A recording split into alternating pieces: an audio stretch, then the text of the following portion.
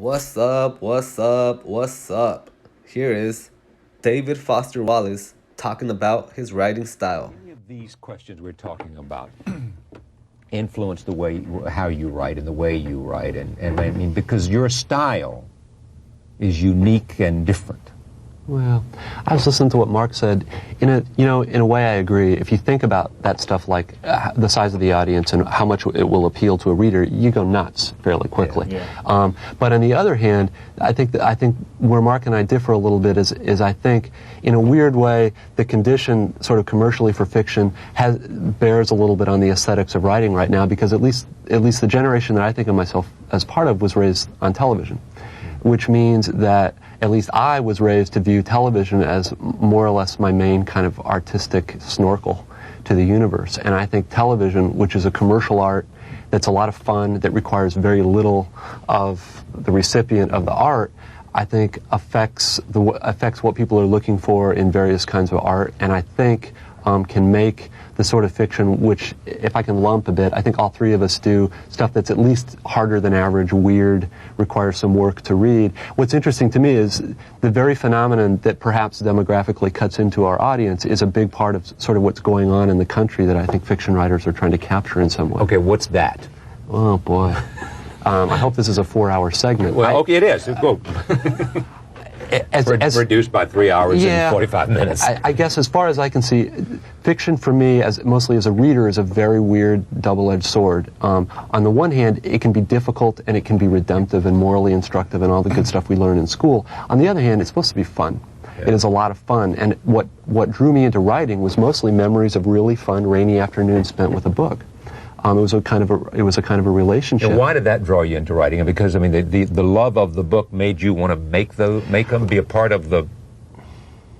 Well, I think, see, this gets real abstract. I think part of the fun for me was being part of some kind of exchange between consciousnesses, a way for human beings to talk to each other about stuff that we normally can't talk about. Like, we're sure not going to be able to talk about this stuff here, you know. The thing that interests me in a lot of the stuff I think that I do has to do with, I think, a lot commercial entertainment, its efficiency, its sheer ability to deliver pleasure in large doses, changes people's relationship to art and entertainment. It changes what an audience is looking for. I would argue it changes us in deeper ways than that, and that some of the ways that commercial culture and commercial entertainment affects human beings is one of the things that I sort of think serious or arty fiction ought to be doing right now. First thing I think of as an American is individual identity. David. What makes David David? What makes David different from all the other people is very individual. I think the struggle for those of us in America is to conceive of our identity as part of something larger, something more meaningful than ourselves. There's very little support for that in our culture, in our economy, in our politics. But without it, the country splits apart, fragments, atomizes. So this is in America a very loaded word. One symptom of what you could call the American disease is that I don't know any writers who think of themselves as like other writers, or critics often group writers together more than writers do.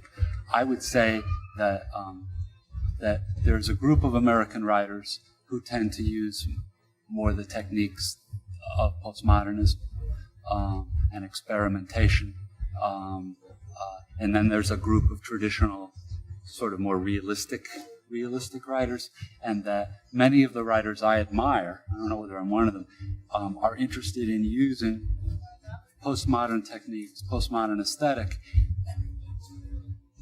but using that to discuss or represent very old traditional human verities that have to do with spirituality and emotion and community and ideas that the avant-garde would consider very old-fashioned, so that there's a kind of melding. It's using postmodern formal techniques for very traditional ends.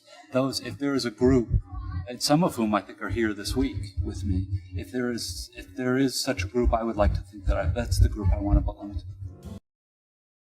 Wrote about you. You have two things that most journalists wish they had. One is you have a great memory for the phrase, the delivered phrase, yeah. You know, the defining phrase. Yeah. And you also have a great power of observation for the moment.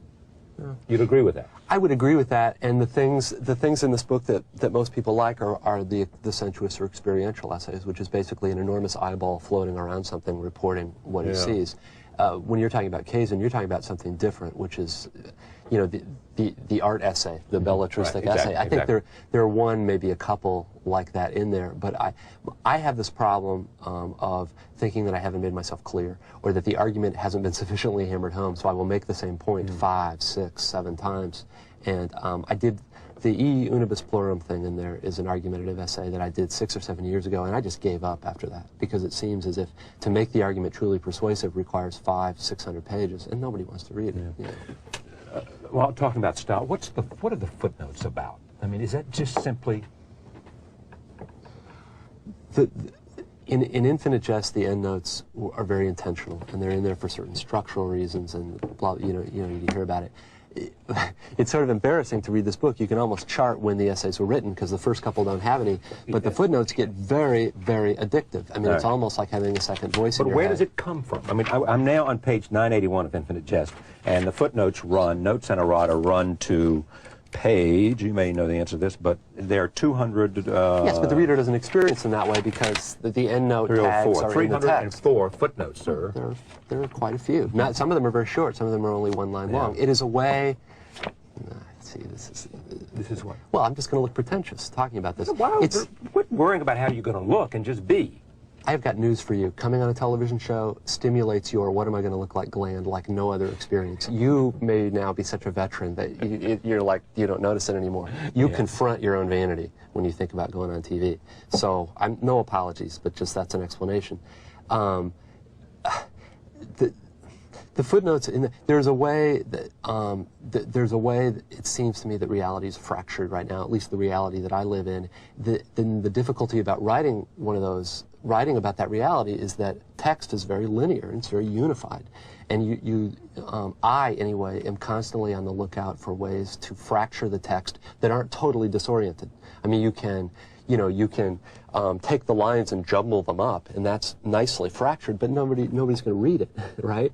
So there's got to be some interplay between how difficult you make it for the reader and how seductive it is for the reader, so the reader's willing to do it.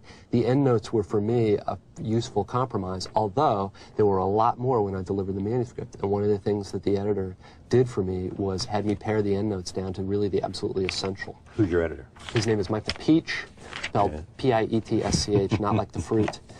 Senior editor at Little Brown, and a fine individual. What did it do to you? Newsweek, truly remarkable.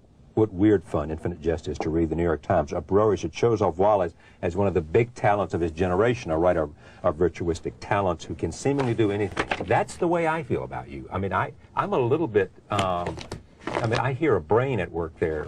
Sort of, where do you want it to go? What is it? I think not exploding would be a start. That kind of stuff, I dissociate very well, and it's a useful talent. Writing for publication is a very weird thing, because part of you is a nerd, and you want to sit in libraries, you don't want to be bothered, and you're very shy, and another part of you is the worst ham of all time. Look at me, look at me, look at me, and you have fantasies about writing something that makes everybody drop to one knee. You know, like Al Jolson or something. Of course, you never get it as much as that part wants, but to get a little bit of it is very, very strange, because very often for me, I didn't read a whole lot of the reviews, but a lot of the positive ones seemed to me to misunderstand the book. I wanted it to be extraordinarily sad and not particularly postmodern or jumbled up or fractured, and most of the people the reviewers who really liked it seemed to like it because it was funny, or it was erudite, or it was interestingly fractured.